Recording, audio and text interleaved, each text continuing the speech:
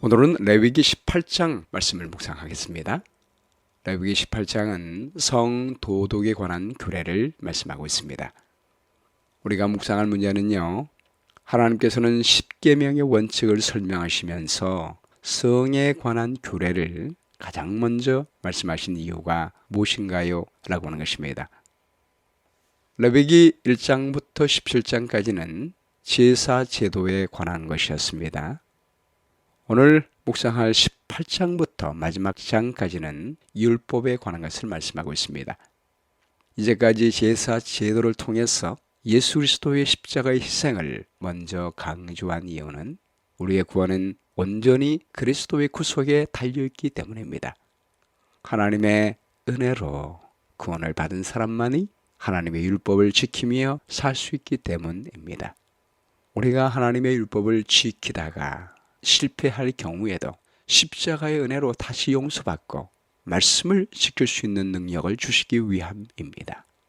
오늘 본문의 말씀에서 일상적인 생활의 법도를 말씀하시기 전에 성 문제를 먼저 말씀하시는 이유는 그리스도의 십자가의 보혈과 중보로 말미암아 우리는 하나님의 말씀을 지킬 수 있도록 해주시며, 특별히 성윤리는 우리 모든 몸의 성전을 거룩하게 하는 기초가 되기 때문에 이것 또한 하나님께서 그분의 보혈의 능력으로 지킬 수 있음을 보여주고 있습니다. 1절 말씀 보겠습니다. 여호와께서 모세에게 말씀하여 이르시되 너는 이스라엘 자손에게 말하여 이르라. 나는 여호와 너희의 하나님이니라. 너희는 너희가 거주하던 애굽 땅의 풍속을 따르지 말며 내가 너희를 인도할 가나안 땅의 풍속과 규례도 행하지 말고. 이제까지 이스라엘 백성들은 애굽에 있을 때 우상 숭배와 부패 가운데 살았습니다. 하나님의 거룩하심, 그들의 마음속에 가득 찬 죄악, 그들 스스로는 하나님의 율법을 순종하기에 전혀 무능하다는 것, 구세주의 필요 등에 대한 바른 개념을 가지고 있지 않았었습니다. 이제 이 모든 것을 배워야 했습니다. 출애굽기 19장 5절 말씀에 너희가 내 말을 잘 듣고 내 언약을 지키면 너희가 내게 대하여 제사장 나라가 되며 거룩한 백성이 되리라 라고 말씀했습니다. 그러나 모세가 40일 동안 시내산 위에 있는 동안에 그들은 금방 금송아지를 만들어 우상 숭배 죄악에 빠졌습니다. 그리스도 없이는 결코 스스로의 능력으로는 하나님의 율법을 지킬 수 없다는 사실을 알게 된 것입니다. 그리하여 우리 하나님께서는 희생 제물 대신 구주를 예표하는 제사 제도를 주신 것입니다. 사람들은 자신들의 죄악과 용서의 필요를 깨닫게 되고 희생 제물로 예표된 구주의 필요를 느낄 때 제사 제도를 통하여 우리를 위하여 희생당하시는 구속의 경륜을 보여주게 된 것입니다. 이제 제사 제도를 통하여 그리스도의 피로 말미암아 우리 모든 죄를 정결하게 해주시며, 그리고 성령의 능력과 그리스도의 은혜로 말미암아 하나님의 법도를 지킬 수 있는 능력의 보증을 주신 것입니다. 본문 4절 말씀에요. 너희는 내 법도를 따르며 내 규례를 지켜 그대로 행하라. 나는 너희의 하나님 여호와이니라. 너희는 내 규례와 법도를 지키라. 사람 이를 행하면 그로 말미암아 살리라. 나는 여호와이니라. 이게 내 법도와 규례를 지켜라 라고 하는 말 뒤에 나는 너희의 하나님 여호와이니라 이 말을 2번이나 반복했습니다. 우리 하나님 여호와께서 그분의 규례를 지킴으로 말미암아 삶을 얻도록 해 주시겠다고 보증하십니다. 우리의 능력이 아니라 여호와 하나님, 창조주 하나님이 그렇게 할 수 있도록 도와주시겠다고 약속하시는 것입니다. 그런 다음에 근친상간을 금하라 라고 하는 계명을 먼저 주십니다. 6절 말씀해요. 각 사람은 자기의 살부치를 가까이 하여 그의 하체를 범하지 말라. 나는 여호와이니라. 내 어머니의 하체는 곧 내 아버지의 하체이니 너는 범하지 말라. 그런 내 어머니인즉 너는 그의 하체를 범하지 말라. 어머니와 근친상간을 하지 말라라고 말씀합니다. 너는 내 아버지의 아내의 하체를 범하지 말라. 너는 내 아버지의 하체이니라. 계모와 관계를 하지 말라라고 말씀하십니다. 너는 네 자매 곧 내 아버지의 딸이나 내 어머니의 딸이나 집에서나 다른 곳에서 출생하였음을 막론하고 그의 하체를 범하지 말지니라. 친자매뿐만이 아니라 이복자매일지라도 성관계를 가지면 안 된다라고 말씀하십니다. 내 손자나 내 외손녀의 하체를 범하지 말라. 이는 내 하체니라. 내 아버지의 아내가 내 아버지에게서 낳은 딸은 내 누이니 너는 그의 하체를 범하지 말라. 계모의 딸일지라도 성관계를 하면 안 된다라고 말씀하십니다. 너는 내 고모의 하체를 범하지 말라. 그런 내 아버지의 살붙이니라. 너는 네 이모의 하체를 범하지 말라. 그런 내 어머니의 살붙이니라. 너는 내 아버지 형제의 아내를 가까이 하여 그의 하체를 범하지 말라. 그는 내 숙모니라. 너는 내 며느리의 하체를 범하지 말라. 그는 내 아들의 아내이니 그의 하체를 범하지 말지니라. 너는 내 형제의 아내의 하체를 범하지 말라. 너는 내 형제의 하체니라. 너는 여인과 그 여인의 딸의 하체를 아울러 범하지 말며 또 그 여인의 손녀나 외손녀를 아울러 데려다가 그의 하체를 범하지 말라. 그들은 그의 살붙이니 이는 악행이니라. 너는 아내가 생존할 동안에 그의 자매를 데려다가 그의 하체를 범하여 그로 질투하게 하지 말지니라. 오늘날에도 대부분의 나라가 이 근친혼을 법적으로 금하고 있습니다. 왜냐하면 그러한 경우에 자식에게 심각한 문제가 발생할 수 있기 때문입니다.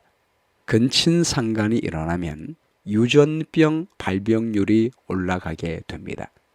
아프리카의 짐바브웨에 살고 있는 바도족은 발가락이 2개밖에 없습니다. 넓게 퍼져 자라는 기형을 가지고 있습니다. 이 바도족은 근친혼을 하고 있기 때문입니다. 유럽의 합스부르크 왕가는 오스트리아 왕실을 약 600년 가까이 지배했는데요. 근친혼이 전통입니다.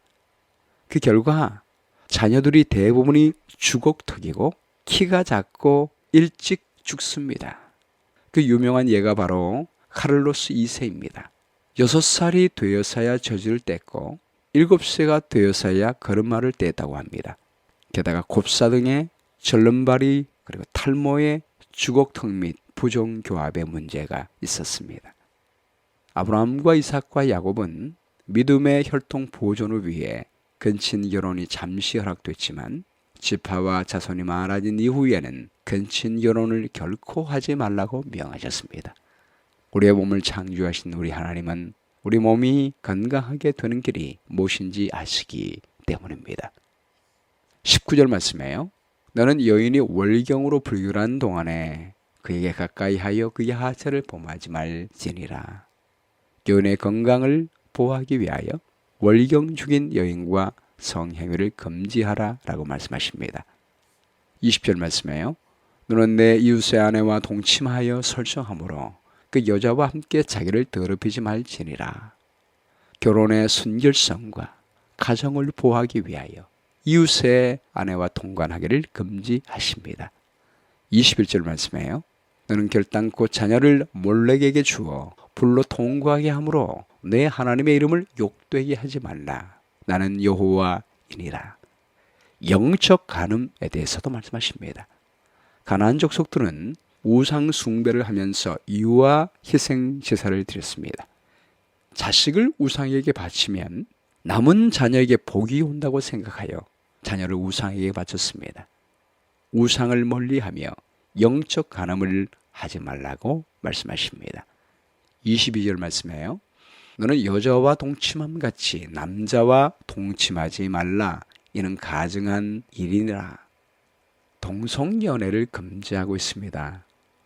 동성연애는 사람의 몸의 성전을 더럽히는 길임을 확실히 말씀하셨습니다. 태어나면서부터 동성애적 성향을 가지고 태어나는 사람들이 있을 수 있습니다. 그 자체는 본인 책임이 아닙니다. 그 성향까지 우리가 정죄해서는 안 됩니다. 그러나 동성애 행위를 하는 것은 하나님의 법도를 벗어나는 길입니다. 오늘날도 창조주 하나님 여호와의 능력을 의지하여 동성애적인 성량을 가지고 있었지만 그분의 능력을 힘입어 도움을 구하여 극복한 사람들이 있습니다. 23절 말씀에요. 너는 짐승과 교합하여 자기를 더럽히지 말며 여자는 짐승 앞에 서서 그것과 교접하지 말라. 문란한 일이니라. 수고한 짐승과의 성교를 금지하고 있습니다. 고대 애굽과 가나안 사람들은 짐승과 성적 관계를 가졌으므로 하나님께서는 사람과 짐승을 죽이라고 명한 이유가 바로 이러한 이유 때문입니다. 이렇게 세상의 풍습을 좇지 말고 하나님의 법도를 살라고 하시면서 가장 먼저 성적인 관계에 관한 법을 가르치시는 이유가 무엇입니까?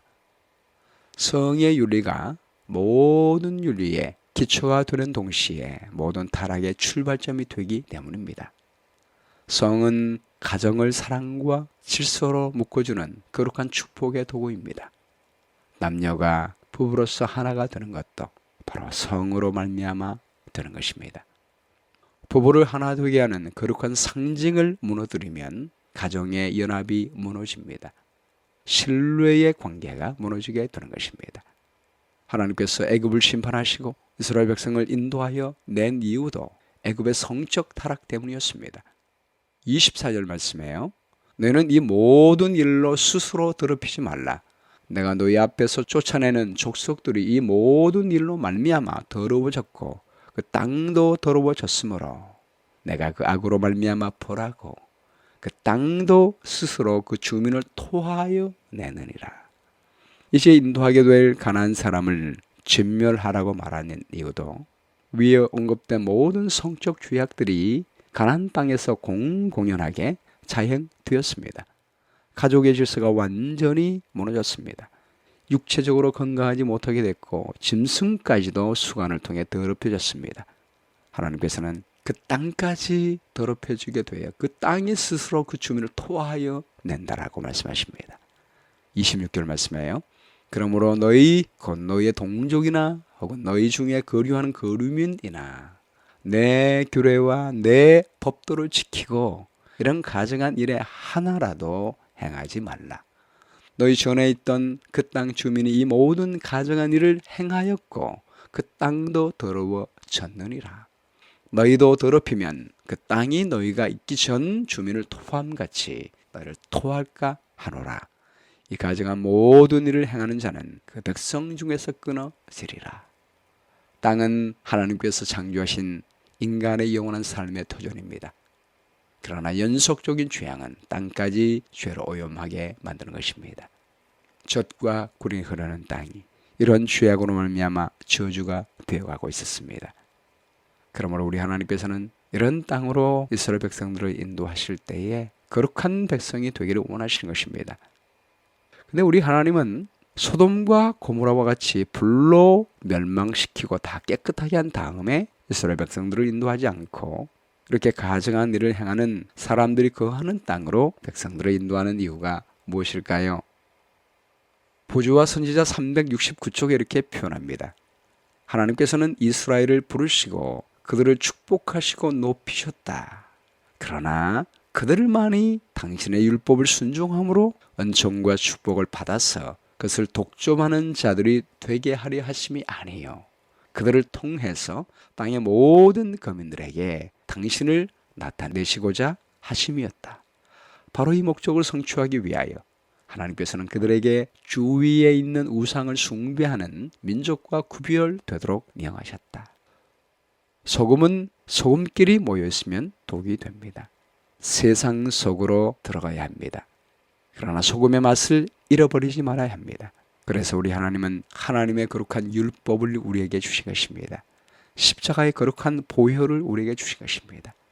우리가 십자가의 보혈을 의지하여 성령의 거룩한 능력으로 하나님의 말씀 가운데 살아가게 된다면 하나님은 우리의 삶을 통하여 세상에 빛을 비추어주게 될 것입니다. 이같이 너희 빛을 사람 앞에 비추게 하여 저희로 너희 착한 행실을 보고 하늘에 계신 너희 아버지께 영광을 돌리게 하라라고 말씀하셨습니다. 30절 말씀에요. 그러므로 너희는 내 명령을 지키고 너희가 들어가기 전에 행하던 가증한 풍속을 하나라도 따름으로 스스로 더럽히지 말라. 나는 너희의 하나님 여호와이니라. 제일 마지막에 너는 내 명령을 지켜라 라고 하신 다음에 나는 너희의 하나님 여호와이니라 라고 말씀했습니다. 창조주 하나님 여호와, 그분의 명령을 우리가 지키면 그분께서 우리가 하나님의 율법에 순종하는 생애를 살 수 있도록 도와주실 것이라고 말씀했습니다. 하나님의 성령의 임재가 언제나 우리와 함께하여 그분의 뜻대로 행할 수 있도록 도와주십니다.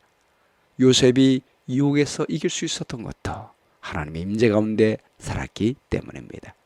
우리 하나님의 은혜와 능력으로 우리도 거룩한 삶을 살 수 있도록 해주실 뿐만이 아니에요, 우리를 통하여 이 땅의 모든 사람들을 거룩한 백성으로 회복시키는 도구로 삼아주시게 될 것입니다.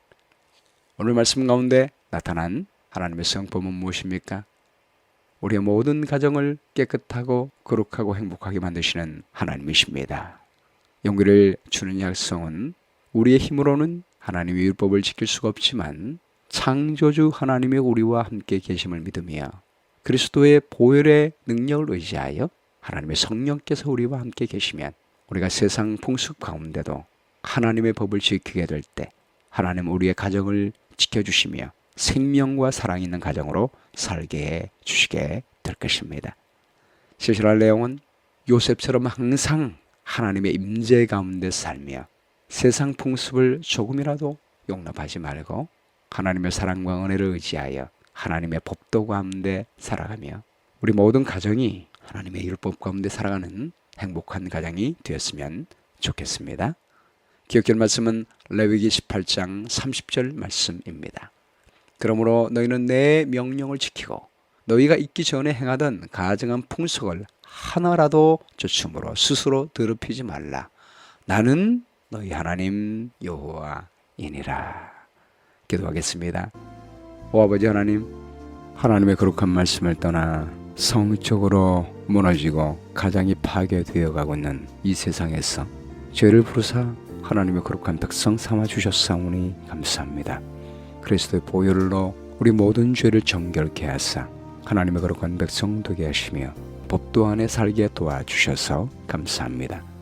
아버지, 오늘도 성령 하나님의 음성을 듣고 예수 그리스도의 거룩한 말씀을 따라 생명과 건강을 누리는 가정이 될 수 있도록 인도하여 주시옵시고 거룩한 영향력을 미쳐서 세상의 모든 부패에 가는 가정들을 거룩하게 할 수 있는 빛과 소금의 삶이 될 수 있도록 인도해 주시게 되옵기를 간절히 바라오며 예수 그리스도의 귀하신 이름으로 기도합니다.